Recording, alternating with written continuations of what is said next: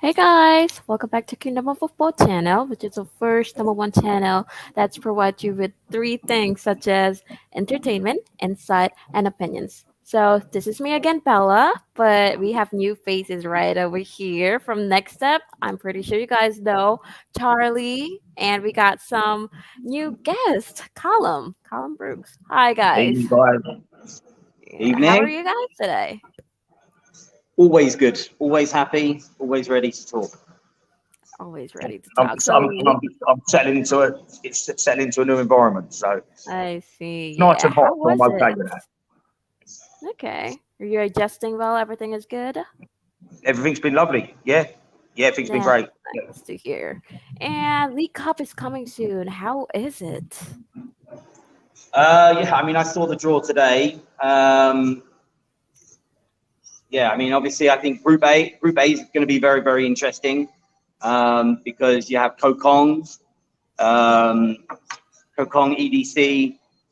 Um, and I can't remember who the third one is off the top of my head. 𝗓𝗘𝗫𝗧, sorry, yeah, 𝗓𝗘𝗫𝗧. So those three, they're all knocking on the door to be CPL teams anyway. Mm, Um, and Kirivong and Tiffy, I think those three teams could give those two teams a very, very good run. So I think the four go through. I would say there's two spots and there's five teams that could go. So it's going to be very interesting, that group. yeah, I'm so excited for the League Cup because it seems like there's a lot of new players coming in. And yeah, from last season, a lot of people, like coaches and players, have been learning a lot so far. So I'm pretty excited to see everyone kind of like gather all of these knowledge that they gain to actually put it into acts. Well, I mean, we want to see that Spirey front line. It looks amazing. Yes, you know. exactly is. They just brought in all of my boys. Yeah. Yeah. Well, I mean, it's going to be interesting. They bought very well this summer. I think they're winning the transfer window so far.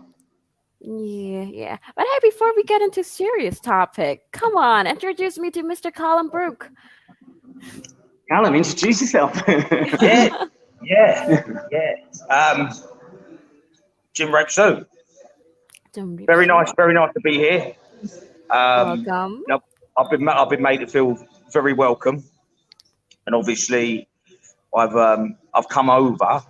I was inspired by this man's passion and drive, and trying to, not change a football club, but also change individuals and the face of football in Cambodia. I'm not a well-travelled man. I've had a good career back in England, but I'm not a well-travelled man. So for my first day, I arrived in the night, and it's very different to what I know. But I've been out today, and I've been around, and it's very, very nice environment, nice people. I don't think I'll go hungry. I think there's food everywhere, and I want to try it all. But yeah, I've got a good CV and good levels in England, and Yeah. it's a time was right in my life to try and, I wouldn't say take a risk at all, but open the world up a little bit and expand my Yeah. horizon. And Yeah. as soon as I reached out to Charlie, he's with his vision for what he wants to do. It's something that I just thought, what, it's something very close to my heart, and let's see what I can do. So I'm here to support in any way, shape, and form, and it's that simple. Yeah. So, what's the difference? How do you find Cambodian play and in England? Like, what's the difference? Well, the man next to me will probably answer that a lot better than me, because I've watched a lot of videos of players from here, and I'm starting to learn about the names of teams but I've got so limited knowledge of not of football at all, but the landscape of football in Cambodia, how it works, how you arrange friendlies, where you train. So I've I've just sat quiet and done me, I watch things, but I've got nothing to compare it to. I don't know, I look at it, go, that was a great goal, or that player looks great, but I don't know whether there's players that I could bring over from England who would be stars, or I don't know where they would fit in. But I think on that point, it's quite important, because speaking to a few of the people or players I've already met, a lot of them dream long term of getting opportunities abroad. And I think it's important for us as a club to have them pathways and contacts where they could go to England maybe for 2 weeks and we find out where they fit in to the pyramid. So obviously in England, you've got a big pyramid of football. Yeah. Whereas obviously here, I believe it's in the early stages. Yeah, it's growing. Yeah, I mean, it's always been one of the biggest missions, or the vision for the club has always been that we want to create opportunities for Khmers that other clubs are not doing. So we've always aimed to look beyond just Cambodia. You know, like, you know, Styrian and Phnom Penh Crown, you know, you've got your big four here, but we're looking beyond Cambodia. So we want to be sending our young players. I mean, obviously we see in the news, 𝗕𝗘𝗫𝗓, you know, he's causing all sorts of headlines, and that's a Khmer that, you know, is on the other side of the world, and that, you know, he's a quality player. Like, he's going to be fantastic. And I just believe it's important for the growth of football in this country for them to be learning in other countries. They have to go abroad, and they have to challenge themselves. To get out of the comfort zone.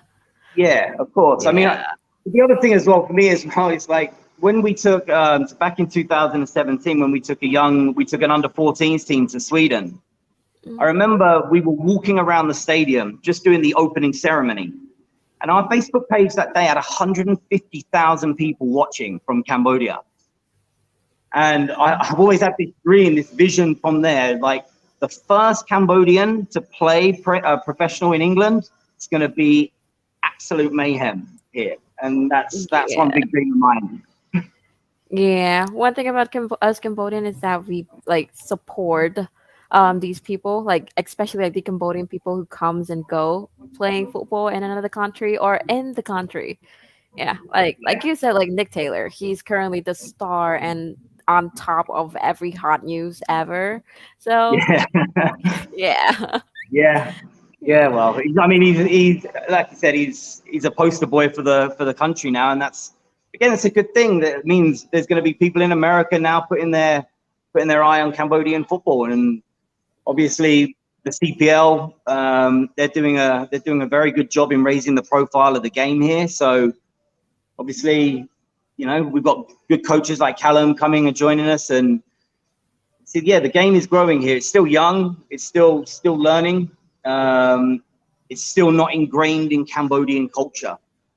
You know, like, to answer sort of the question you asked Callum earlier, like, the major difference for me is, I say this to my players all the time, like, football is the closest thing I have to religion. You know, I don't feel anything. No, I just don't feel anything like when I'm in a church and things. And yeah, I'm jealous of people that do. You know, I'm jealous of it, but I just don't feel it. But football makes me cry. It makes me happy. It makes me angry. It makes me, you know, it drives me all the time. It's the closest thing I have to religion. It's because it's in English culture from the day you wake up, you know.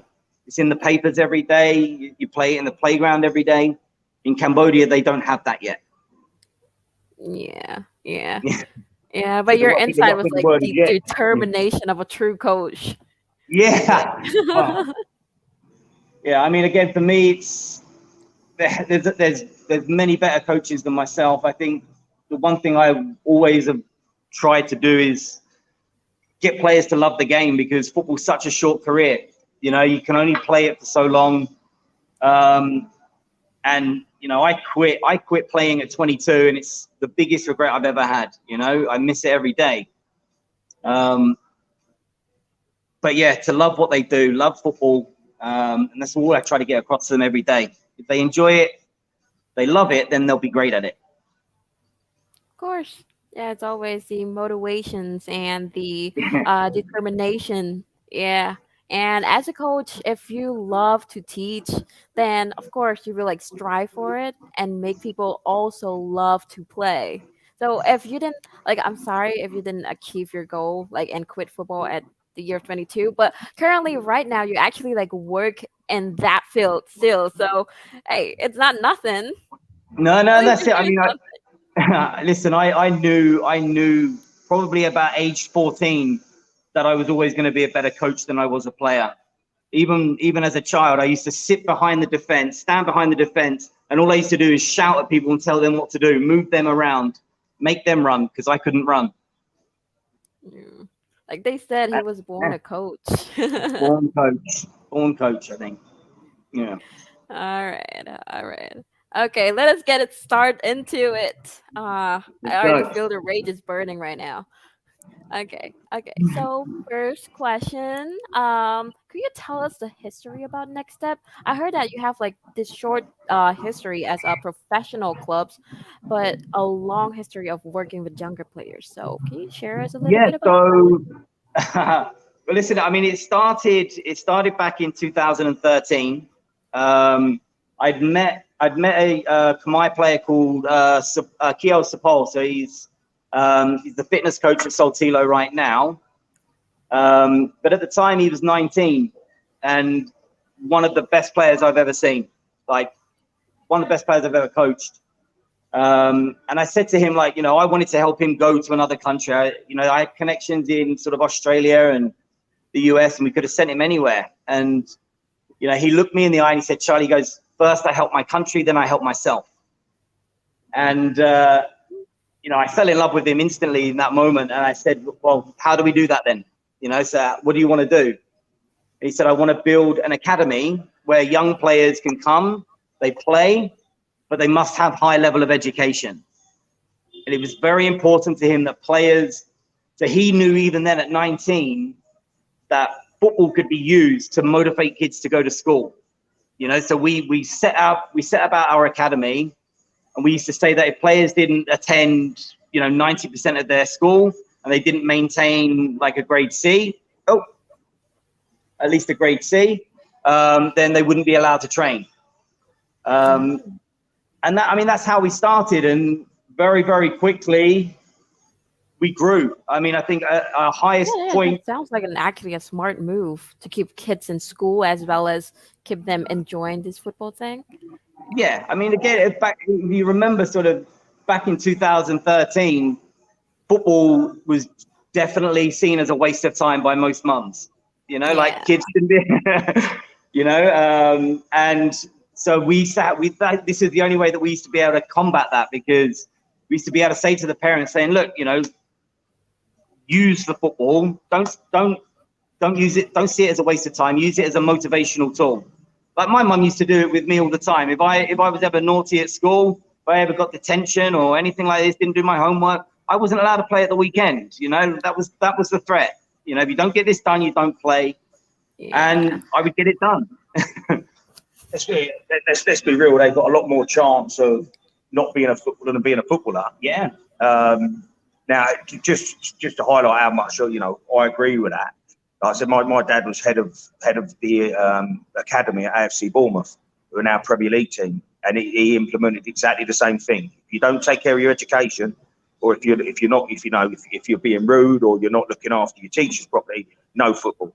And I think if you don't do that, we're totally creating the wrong impression. So, yeah, only to back you up on that one. Yeah. I think that's a real. If you've done that a lot of years ago, that's a wise and positive thing, and one that's global, really. Yeah, of course. Again, like Callum said, less than 1% of the players that play football will make it as professional. So, they have to be educated. They have to be. Because football, like, let me cut you there. Football is not all about physically, but it's all about like the knowledge too, like the physics, the math, the everything. You gotta like think before you kick, before you hit the ball, and that's actually like I kind of like. No, it's not. I actually motivated by the footballers. Like as a watcher, you're just like, why don't you do this? But no, like you guys think and move at the same time. So it's so hard. You are quite literally repeating one of my coaching points right now. I always say to my players, like you need to understand, you need to know what you're going to do with the ball before you have the ball. So every time the ball moves, you've got to be thinking, right, if I get the ball now, where's it going? Get the ball now, where's it going? All the time. But you're right, you're 100% right. You've got to, with that, I think Before you kick. the better players see pictures. They see pictures of what's going on. They see them quicker and they process them quicker. So on the like psychological side, I've known players who've got no real technical ability that have got great careers because they've got loads of physicality. Yeah. And there's loads of players with great technical ability but are not so physical. But you take away the psychological side, we all know players that with that little bit of steel up there or that little bit of understanding of themselves. So for me, I totally agree with you. I think the mental side is the one you can't lose. So when in England, coaching split into 4 areas, technical, tactical, social, psychological, physical. The psychological one is the one that anything else you can lose, but you can't lose the psychological side because that controls everything. So you got some knowledge. Fair play to you. You know, when you're like a representer, you gotta like not only watch as a fan, but you gotta watch as an inspector. You know? Yeah, Like the coach does. Yeah. You just don't like Yeah. judge like, oh, he can't do this right. No, he's trying, using his head and legs at the same time. And But yeah, there's obstacles and everything, but it's a I think game. once you go to the other side, I think then you become a student of the game. So I go and watch Spurs in England, but once you're on the coaching side, then you know you are making notes of team shapes and patterns, and it's hard to get out of. But yeah, it's a great game. It's a great game, and no one knows anything really. So we can all help each other. Yeah. Hey, as a true fan, you actually watch everything. Like, oh, which kind of ball does he play better? Like you as a coach, you already know, like, okay, so these type of people, yeah, we gotta play long ball with them. And yeah, we gotta like block this guy. We're gonna do this. Yeah. Yeah. Yeah. You guys know. You guys know better than me. Come on. Yeah, I mean, yeah, pretty much. But yeah, again, like you said, it's I find like when as a coach, I support Tottenham back in England. I probably watch them less now than I've ever watched, because once I can see how bad they are really, then I don't want to know. Well, you're lucky you didn't spend loads of money on season tickets and then decide to move out here then. Yeah. I've still got to try and sell my Man City tickets next week, I think. So Yeah, it happens. All right. But yeah, so we went off sidetrack. So it started as an academy with education, and then I think last year when CPL took over, there was just an opportunity. There was an opportunity for us to become the 12th team, and obviously I think we probably weren't ready, you know, financially, and you know, the foundations were not there yet, but it just felt like it was too good of an opportunity to turn down. Actually, like that was also in one of my questions. Like it came into shock that you guys goes into League 2 so early. And yeah, we all like super curious, like what happened then? That's all right, cutting you there. Yeah. Well, I mean, again, I think because League 2 the year before finished very late, so there was a lot of uncertainty about who was going to be allowed in, how many teams were going to be in there. So we didn't find out. Actually, when they did the draw for the league, we didn't know we were in the draw. We had no idea. So I was watching the draw for the league, and we were the first team pulled out. And my phone went absolutely crazy because everyone's like, "What? Next step are in?" I was like, "Apparently, yes, yes, we are." But I mean, it was crazy. I mean, it was a great day, but then obviously we had 2 weeks to register 30 players, find a coaching staff, try to find money. And again, it was, you know, from day one, it was an uphill struggle. But, you know, we're at the top of the hill now. Getting there. Get in there. Yeah, well, you guys doing a really good job. Yes. Thank you. But anyway, what about next step? Like where does that come from? Why next step? Oh, I mean, that's a very good question. You probably should ask Sapol. Like, I honestly could not tell you like why he had that name. Like, you know, he's one of those. He's very, very quiet, and then he just pops up with stuff like this. You know, he designed the badge.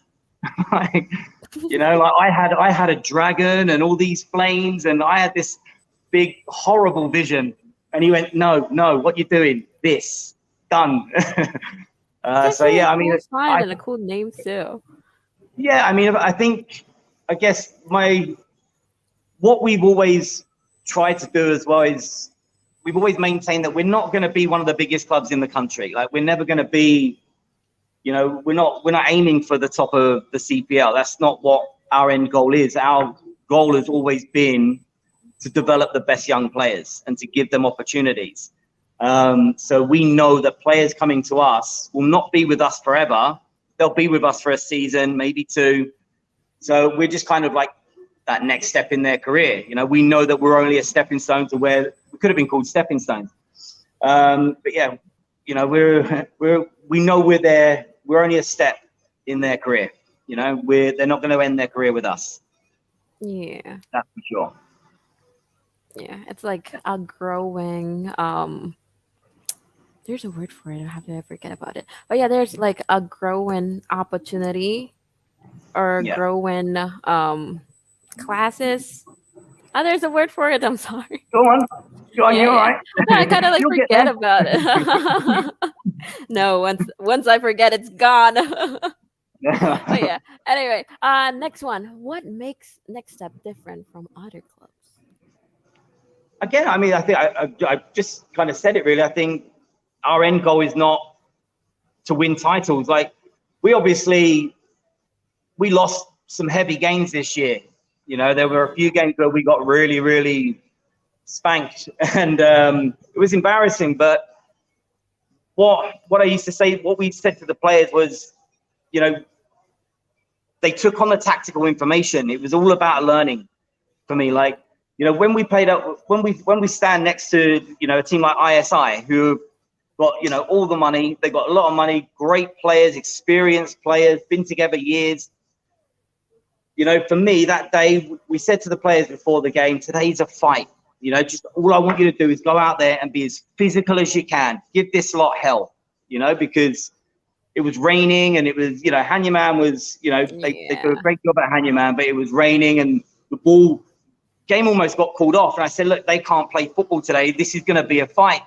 So let's just go out there and fight. And, when I see like my 17-year-olds, squaring up and trying to fight, and, they're getting muscled off the ball and they're going to get pushed over. They're going to lose their fights, but they get back up and they go again. And, at the end of the day, on paper, we lost the game 5-0. But for me, I think we won that day.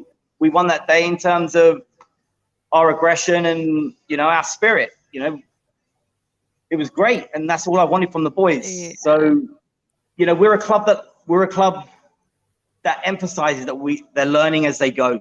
So these young players, they're going to make mistakes. And unfortunately, they're going to make them on TV or on Facebook, and but it's a process of lesson of for everyone. So that's a good thing.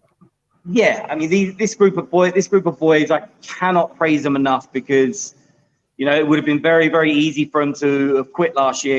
We get beat 17-0 by 𝗓𝗡𝗓. Let's quit. We could have quit there and then, but they got back up and they kept going. And next time we played 𝗓𝗓𝗓, it was 4-2. So huge progress. Yeah, I mean, that was Bruno goal. The Bruno goal. And you think them resilience. Yeah. To be honest, I'm more concerned about, you said it was raining. I didn't think it rained. It does rain. All right. It does rain every now and then. Oh my God. You know what, Callum? I've not heard that bit. No. Like, every time Next Step play a game, every time Next Step has a game, it's always raining. Always raining. Always raining. It's so crazy. I've got to get on the phone. I've got to try and get to another country. She's not wrong. She's not wrong. It's always raining. Or after rain or something, and then they have to fight on these like wet battlefield, and it's so crazy. All right, I'm going to grab a charger. 1 second. Okay, Callum. This is plugged in, isn't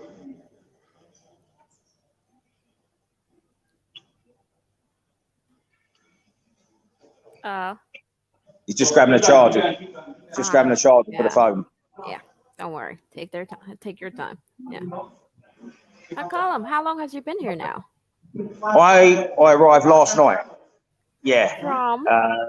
It's from London. Oh, wow. Yeah, so I arrived last night at 7:30. So How's the 24 jet hours. lag? Yeah. What's Yeah, that? how's the jet lag and everything? No, I've been all right. I don't sleep on planes either. Yeah, I don't sleep on planes either. So, yeah, no, it's been all right. I think when you arrive somewhere new and exciting, it's, you know, and it's nice and warm, I think it makes up for a little bit, doesn't it? So, yeah, 24 hours. My first full day completed, yeah. Sorry, Bella. All right. Oh no, don't worry. There you are. There you're charging now. Beautiful. Oh, bring that heavier thing over. Sorry, guys. There we go. We're back. Yeah. And you did mention a little bit about Bruno. Obviously, Bruno goals attention. Like, he got all of these attention from all around the world. How was that experience? It was a great cross. I mean, listen, I think it's hard to describe, because I think when the goal went in, I didn't think it was that good of a goal. I was actually angry that he shot because I thought he was being lazy, to be honest with you. No, if you see it from up, like from the stadium, the fan section, it actually looks super cool. Yeah, I mean, it was a great goal, but like I said, I thought he tried to cross to nobody. I thought he was just being lazy, like he was running into a dead corner. There was no one there, and I thought he was just kicking it. But obviously, when I saw the replay, I was like, okay, yeah, he meant that. All right, I'll give it to him. I'll give him a bit of credit. Nah, listen, I mean, he's a fantastic human being. Like, I can't praise the boy enough. Yeah. He's and a he deserved it. fighter. Yeah, I mean, he deserved it. He's another one. He came into the situation of the club where, you know, we couldn't afford to pay him.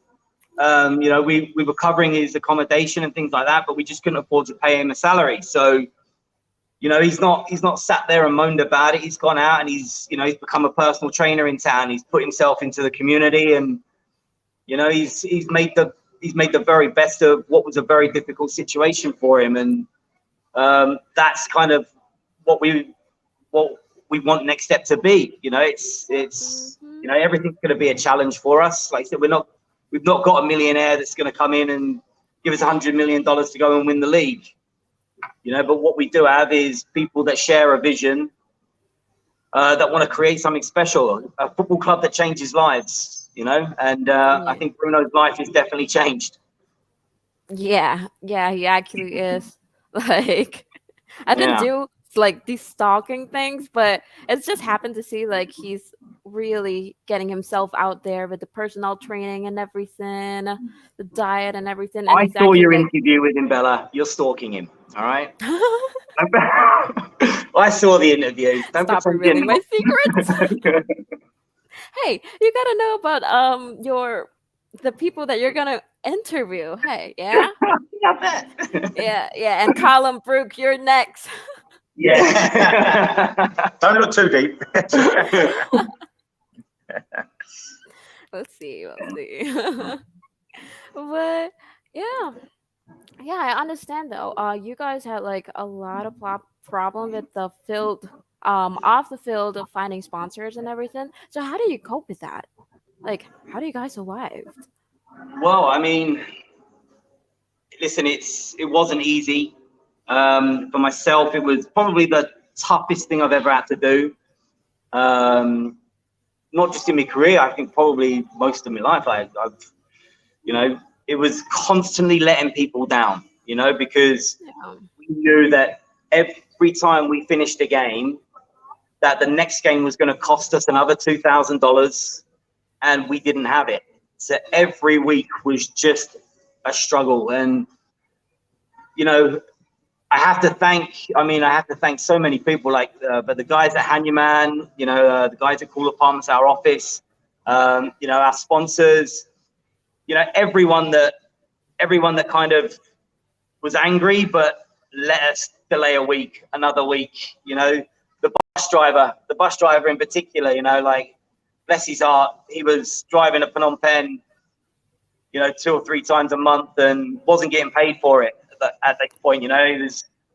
But he kept doing it, you know. And there was a lot of people that could have been very, very horrible about it.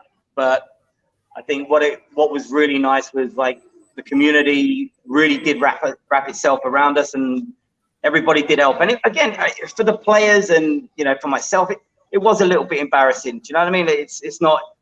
We know how it looked on the outside, and, you know, it just wasn't us. You know, we are an organized club. We are a club that, you know, wants to do all the little things right. You know, we do put a lot of attention into everything that we do, but obviously money does make the world go round, and, you know, we just couldn't. It was hard to tell people to stay on and work for us when we couldn't pay them, you know. And so yeah, it was very difficult. But you know, what we did do was we'd sown a lot of very, very good seeds last year. So, you know, we had a lot of good meetings and good conversations with good people in the industry, and all they kept saying was, you know, get through this first year and then we'll talk in the summer. And that's what I kept saying to the players. Look, let's just get through it. Let's get through this together. And I promise you, the summer, everything will be better.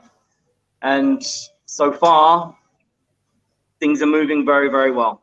Like, we've just signed a new kit deal, a new sponsor for our kit today. You know, a new media company have come on board, a new investor about to sign, to take sort of 25% of the club. You know, we're looking at potential moves out of the province, so we may move away from Siem Reap. So yeah, I mean, lots of very, very exciting things are happening. You know, and people like Callum coming to join. You know, I think, like I said, the base and the foundations of the club have to be right this time. This is why we haven't played games yet or started training yet, because, you know, we want to make sure everything is perfect this time, you know, not rushed like it was last year. You know, so we're getting foundations in place. Yeah. And yeah, I mean, again, it'll be the same group of players, maybe a couple of new faces here and there, but I'm very, very determined to prove that this group of players were not a bad group of players. They were just in bad circumstances last year, you know? Yes. I think in the right circumstances, they definitely deserve another shot at League Two, and they're going to get it. And we'll surprise a lot of people next year. Yeah. I'll be sitting and watch. Yes. I'll be sitting and inspect. Yeah. I think coming from the outside, and Belly, you probably agree with this, but it did seem hard last year. Look, I can't say I wasn't here, but my feeling from what I've picked up is that, like you said, there were certain circumstances which are difficult, maybe thrown in the deep end, but I think everyone within that club now deserves an absolute second, you know, deserves a chance, because, you know, I can see the honesty and integrity that goes into the planning. I've been part of group chats for maybe a month now when I was in England, and it's that we want to do really well. We want the little details and the base. We've had a great meeting today where we're putting some internal things in place, but ultimately that will come down to some, let's not, everyone needs money, like Charlie said, to make it go round. But we're going to do what we can without the money. And at the same time, I like to think, part of my role will be trying to support as well. We need people to be interested around the world in what we're looking to do as well.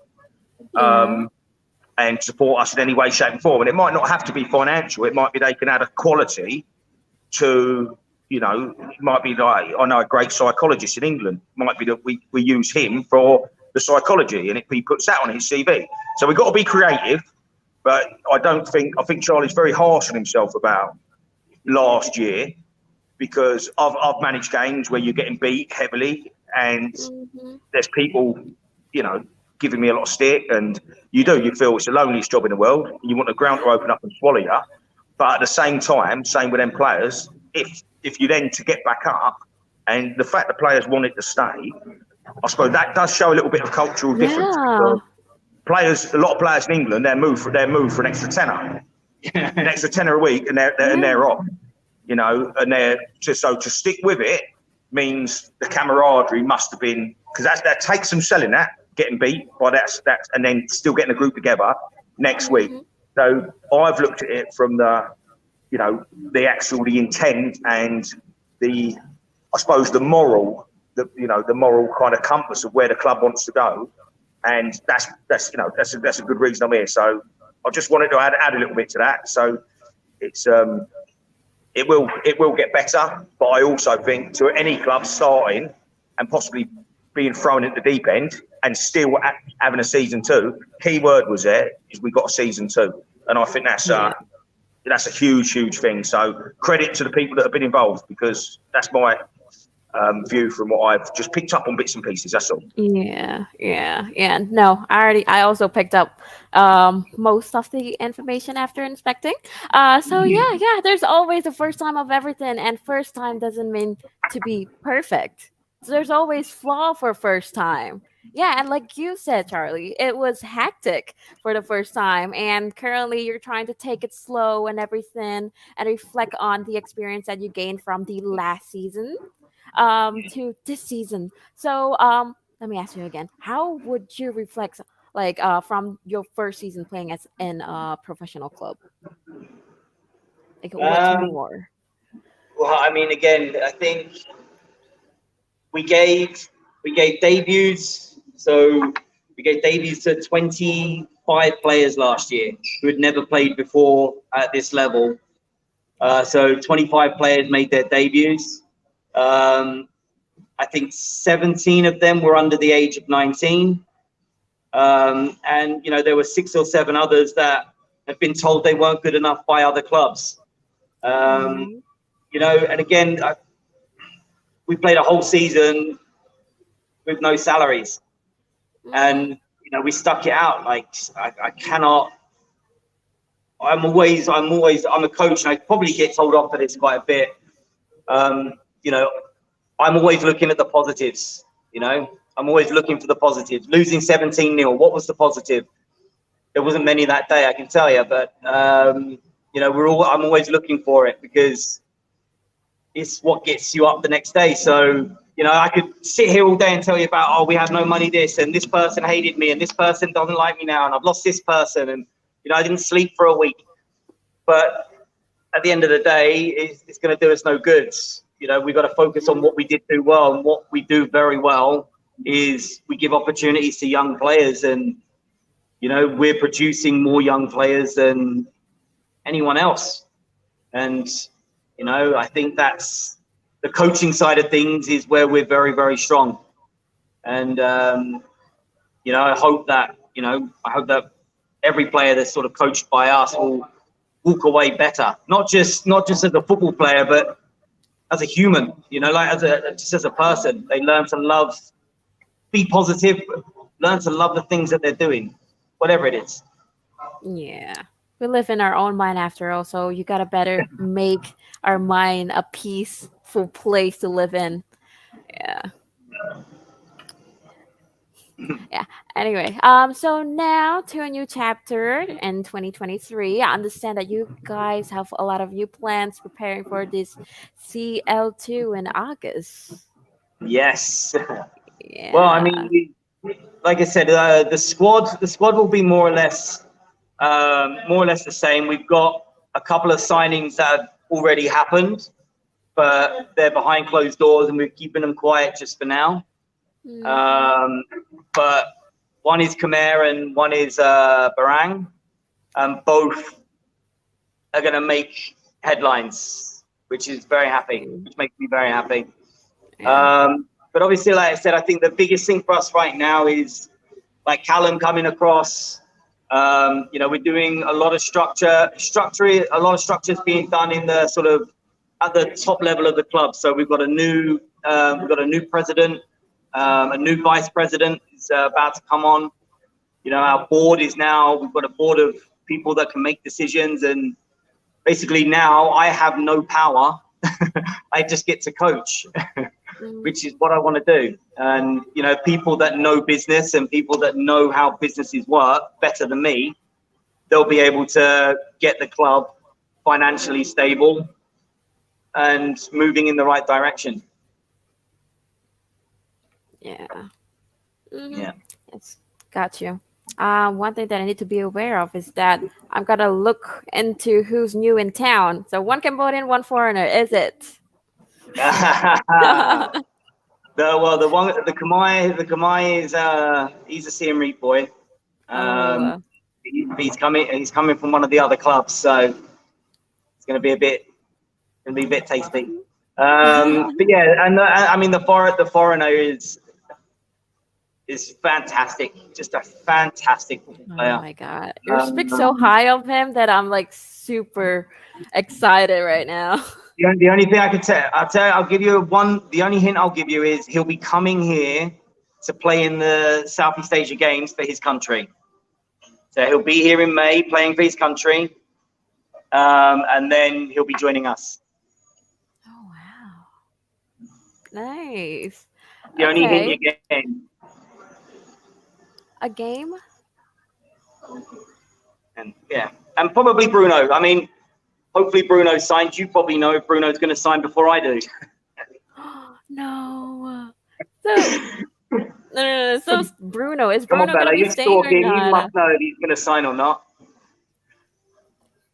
He seems like he is. Yeah, I believe he's going to. If it's not, you need to get him over the line for us. Yeah, go and talk to him. Tap in tonight, Bella. Tell him sign for next step. Wow. We talk about commission, no problem. Yeah, don't worry about that. Yeah, it seems like I'm way too chill to not No, but stalk anybody You no can have more. all I the think I free gotta tickets you want get next year. back to it. Okay. So, which players should we be looking out for next season? Say again? Which players should we be looking out for in the next season? It's a good question. Listen, we've got a couple of young lads. There's one lad in our academy called 𝗓𝗓𝗓𝗏. 17. For me is just frighteningly good. He's left-footed, and I always love left-footed players. They've just got such perfect technique, and this boy just every time he gets the ball, he's one of those players. He very similar to sort of 𝗕𝗏𝗏𝗏𝗏, like he gets you off your seat. You know, he gets the ball and he just wants to drive forward and dribble past players, and I love players like that. You know, every time in training he turns back. If he turns back, I scream at him every single time. Every time he passes the ball, I want to scream at him. Say, don't pass the ball, just dribble. Do what you are born to do. Dribble. And if you lose it, we'll cover you. Don't worry about that. Just dribble. Go and be a dribbler because you're brilliant at it. But he's very exciting. And, you know, we had a couple of boys last year. I mean, 𝗓𝗓𝗓𝗏𝗓 came into the team at the end of the year. He's another one. He made a couple of mistakes in his first game. I think he cost us a goal against 𝗕𝗏𝗏𝗏𝗏, and he was heartbroken. But he gets back up and he goes back out in the second half, and he has a blinding second half. He has a goal disallowed actually, and he's just the way he reads the game, and he's an adult playing in a child's body. You know, like he's got an adult brain the way he plays football, and he's going to be a very, very good player for us this year, big time. Oh my God. Yeah, I'm pretty sure if they hear it, they would be delighted to hear like the coach speak so high of them. Like, That's if they're feel watching. I bet good. they're not watching. I bet none of them are watching. They will be all over themselves. Yeah, they're probably on TikTok or something. Anyway, yeah. So next one, what can we expect to see from next step on the pitch? Improvement. I mean, massive improvement. Obviously, like I said, I think I've said it. I did a interview for BPVE the other day, and sort of talked about Callum coming and saying, like, for me, just having someone else that loves the game as much as I do. You know, when I worked at 𝗓𝗘𝗪 with Aaron, you know, Aaron was another one, like, he understood football the way that I do and loves it the way that I do. And, you know, we share a vision. And, you know, I think for the players, it's just going to be good to have two people there that are energetic and that are going to put their arm around you and love you, but they're also going to kick you in the arse if you're not doing it. And, you know, I think we both, you know, I've known Callum since our school days, so over 20 years. You know, we were probably rivals at school. I think, like, we're at different schools. Different schools. He was a striker, I was a defender. So, you know, we were probably rivals growing up a little bit. But, you know, we had a chat a couple of weeks ago, and within sort of, you know, 24 hours, we knew it was gonna work. And you know, that's a big thing with football clubs. Like, you can get all the pieces together, but if it doesn't blend, you know, the chemistry isn't right. It doesn't matter how good the players are or the coaches are. And I think with Callum, I knew straight away that the chemistry was going to be good. And yeah, I mean, that's the big thing for us this year as well with the players, is getting the chemistry right between the players. You know, we want players that are gonna die for the badge. You know, and they're gonna run through. They're gonna just run. You know, run. Yeah, just improvement, energy. Yeah, it seems like they have a lot of ambitions already. Yeah. I think it's about, on the playing side, it's about creating the environment that we've drawn up, really.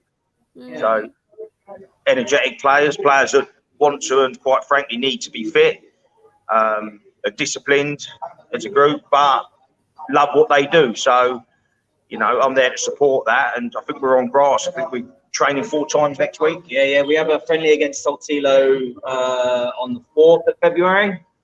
So it'll be our first kind of first training. We're back to training next week for a few days, playing a game, and then the following week, fingers crossed, we should be able to make a couple of big announcements, and onwards and upwards. Shit, when they arrive next week, you know, for training, you know, that invite is going to be fun. Yeah. It's going to be fun. It's going to have an aim to it, because we've got a game to prepare for.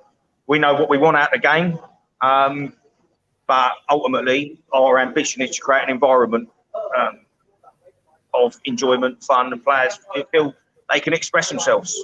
But make mistakes, no problem, as long as you run. But you must run. Yeah, I can see that with all of these storm and rains and wet fields and everything. Yeah. Okay. Now we're on to Callum. I'm sorry I'm leaving you on the side for too long. But hey, what will you be bringing to next step? Enthusiasm. That's Enthusiasm. So a really enthusiasm for the game, but to back that up, you know, I wouldn't say a wealth of knowledge, but certainly knowledge, and experience of coaching players from the ages of 2 till first team football, in some environments to develop, some environments to win games of football.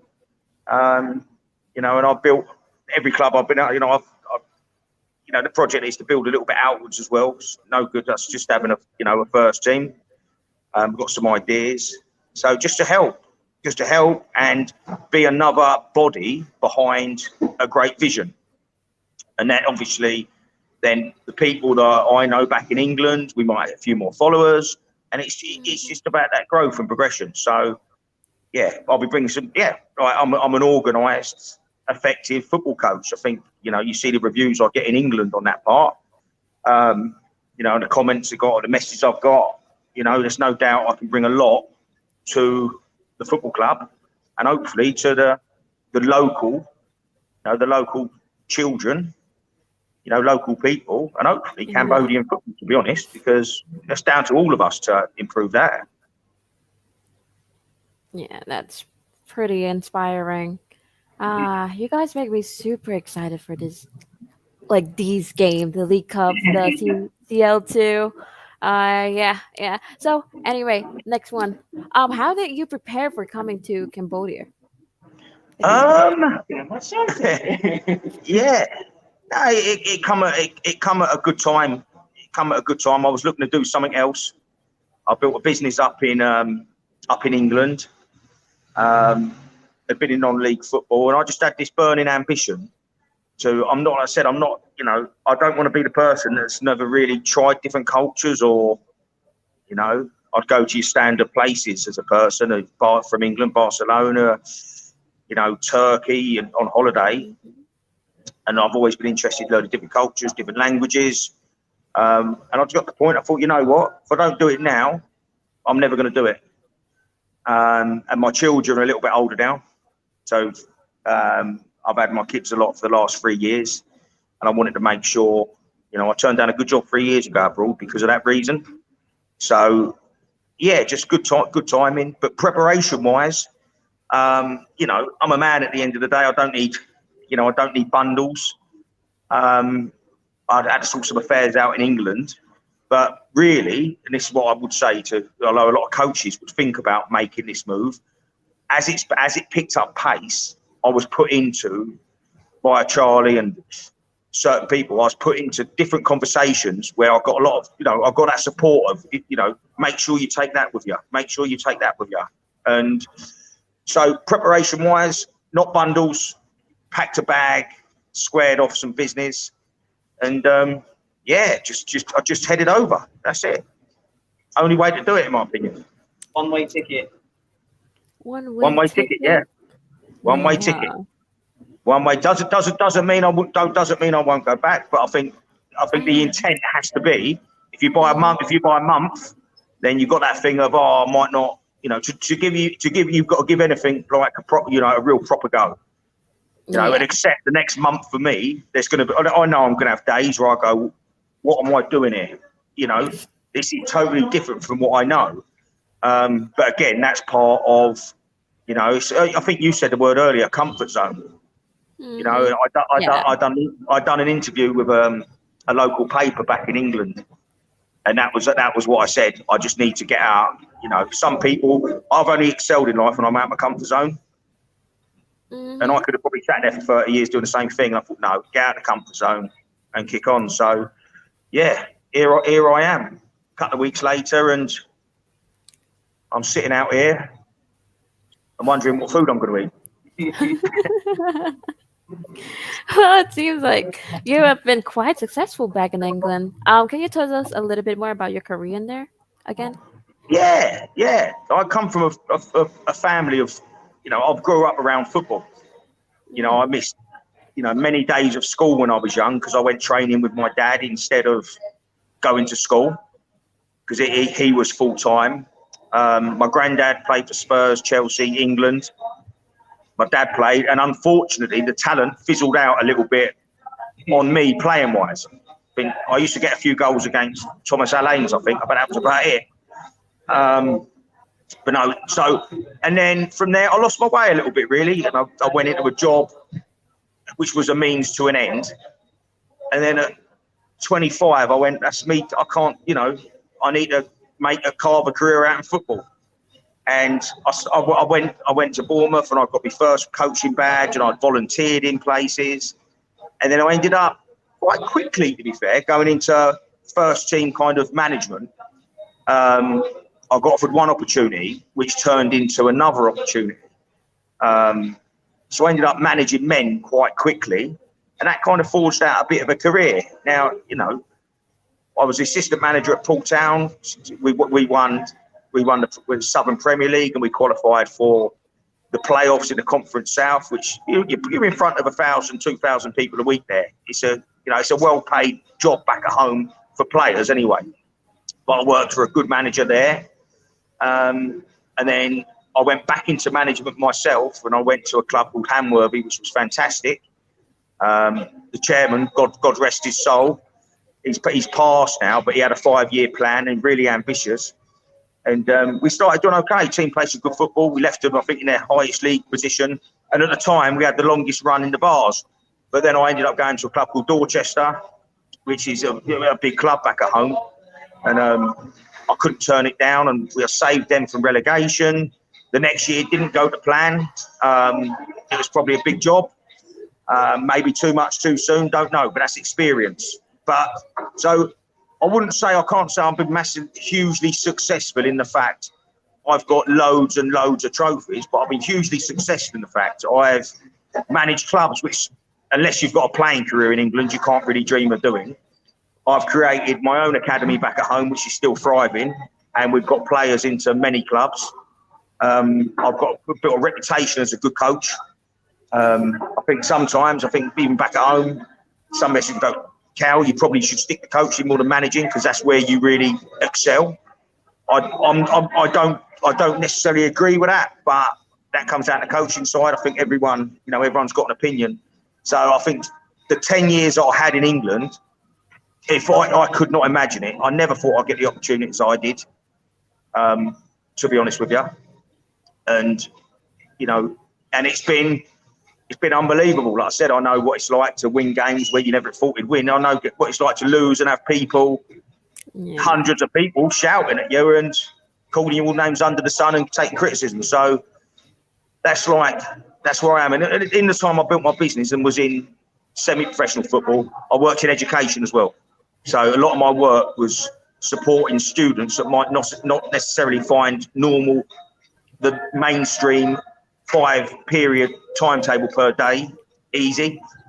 And I used to make sure these kids had support to get out into the working world. I used to be their champion. I used to be their mentor and their voice and support. So I think that obviously, again, ties in with kind of what we want to do with people here. So sport and education, I never thought I would have a career like I did. It's been brilliant, but time now for a new challenge. I see. Yeah, that's a lot of things. It's a bit. It's like a little bit of everything involving football. Yeah. Yeah. So, what would you like to achieve here in Cambodia? I think definitely what we've set out tonight with regards to making sure we improve players holistically, as people, as humans, and I want to help build a football club. It's as simple as, the sky. Alongside doing that, I think there has to be a balance. I want to win stuff, of course. I want to make it the best we can. Sky's the limit for me. I know we say we could never be that. I don't know if we get our base and our product so right, and we attract people, a lot of people are going to want a part of that. So yeah, I've come, like I said, first of all, but no, the big ambition of mine as well, and I've said is to support the man sitting next to me, and I've made that clear, and the club in any way, shape and form.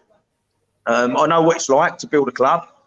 I know just doing the nice things is not necessarily, like in England, non-league football's all very voluntary, and there's people, I could name so many, like it's too many to mention, but they are the heart. There's so many people that give so much of their time up to do, I know groundsmen that are physios and they're up fixing floodlights and washing kits and fixing lights and driving buses, whatever it takes. So, I don't have any ego around anything like that. So if I need to cut the grass, then I'll cut the grass. If I need to coach the back four, I'll coach the back four.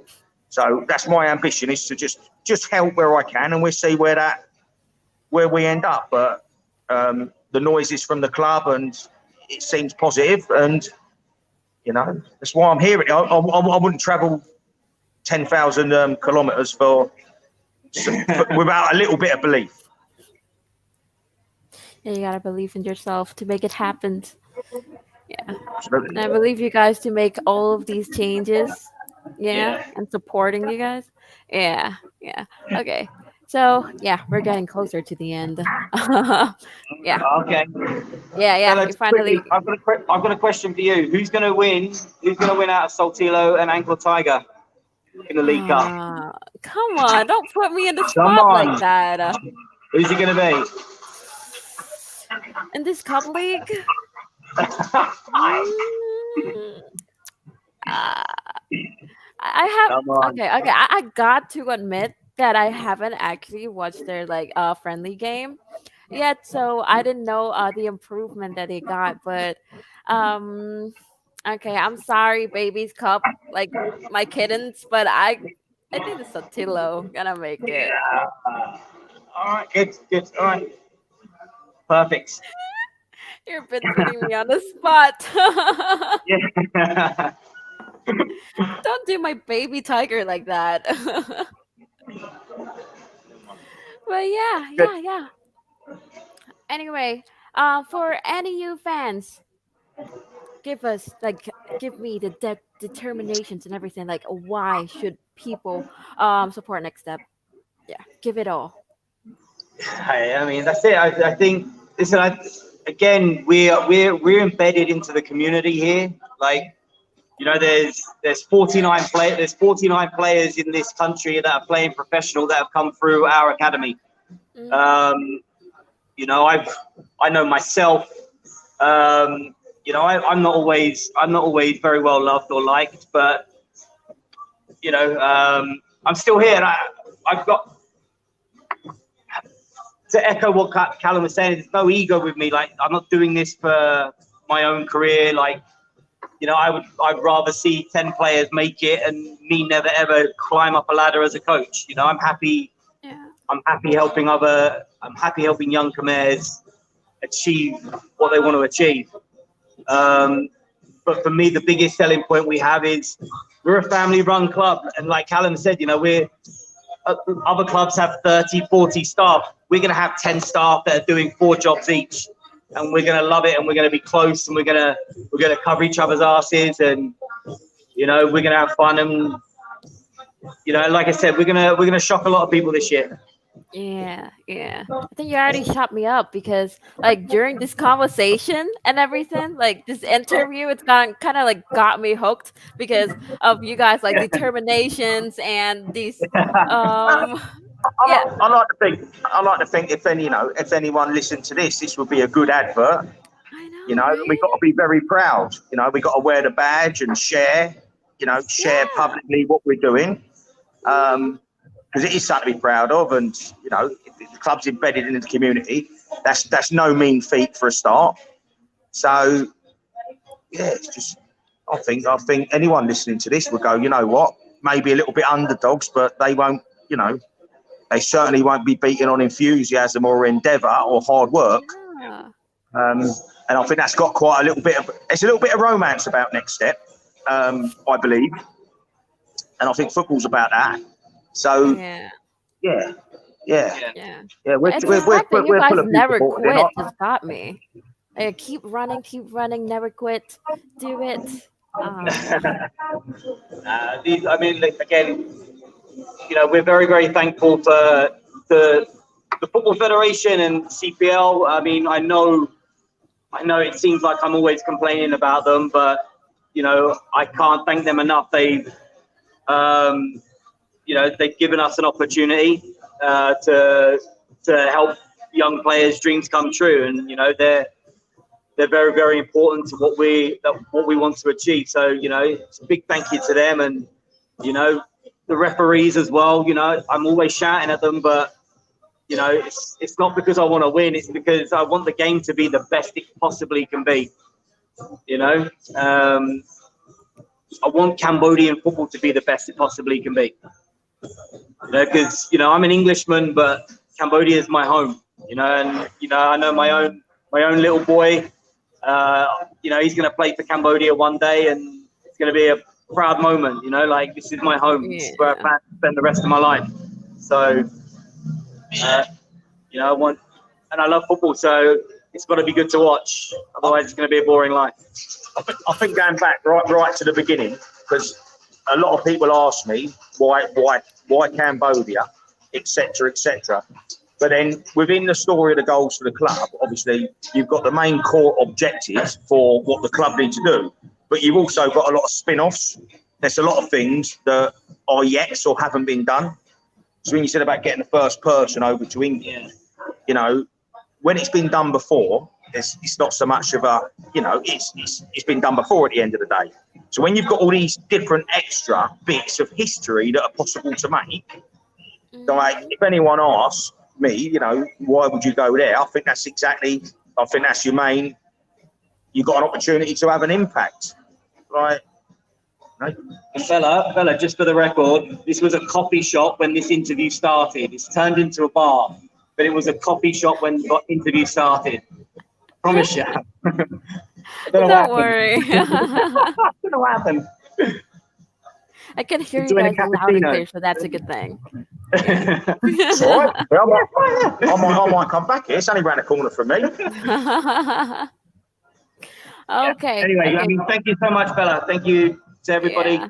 And again, yeah. Yeah. But hey, Thank before you. we go, Cool. next step shirts.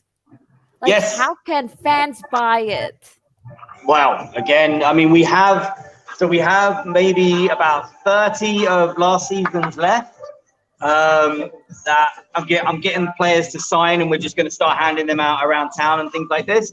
And like I said, we just signed our new kit deal, our new uniform deal today. So that will be arriving very, very soon. So I'm guessing hopefully the beginning of February, the new shirts will be available. That's nice. And ours are always the best design as well. Our kit's always the best, so they're worth looking out for. Yeah.